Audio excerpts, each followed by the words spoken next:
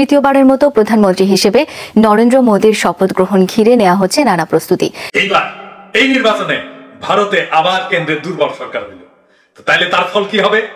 কানাডায় র পাঠায় শিখ নেতা মারা পিছে দিয়ে হামলায় যাবে। আসসালামু আলাইকুম। ভারতে আবারও কিন্তু জাতীয় নির্বাচন হলো। অনেকের আশা ছিল যে এবার নির্বাচনে কিন্তু মোদি সে কিন্তু সরকার হতে পারবে না, সে কিন্তু জিততে পারবে না, কিন্তু সে আশা ভুল হলো। আবারও ক্ষমতায় নতুনভাবে মোদি আসলো।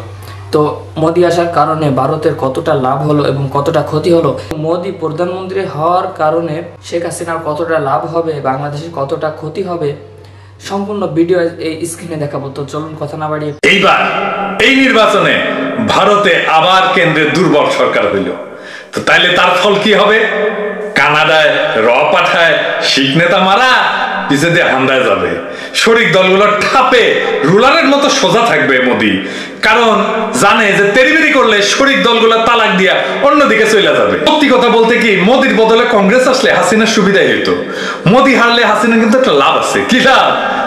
মোদির হিন্দুত্ববাদী রাজনীতির হাত ধইরা হাসিনাকে বাংলাদেশের ক্ষমতায় থাকতে হয়। এই সত্যটা হাসিনার তার দলের লোকেদের জন্য খুবই বিব্রতকর। হাসিনা আর তার দলের ইমেজ নৈশভোটের জন্য যতটা সংকটে পড়ছে, তার চাইতে কম সংকটে পড়েনি যে তার প্রভু হিন্দুত্ববাদী মোদি। ভারতের নির্বাচন হইল, মোদির দল বিজেপির গোহারা হইল। সরকার হয়তো গঠন করবে, কিন্তু এককভাবে সরকার গঠন করতে পারবে না। টেলিগ্রাফ একটা ভালো শিরোনাম করেছে, ইন্ডিয়া কাটস মোদি ডাউন। এই টাইটেলটাই কয়ে দিছে আসলে কি হয়েছে, কিভাবে মোদিরে সাইজ করেছে সে আলাদা পরে আসতেছি। কিন্তু এই নির্বাচনের ফলে কি কি পরিবর্তন হবে? আমার অনুমান অনেক গুরুত্বপূর্ণ পরিবর্তন হবে।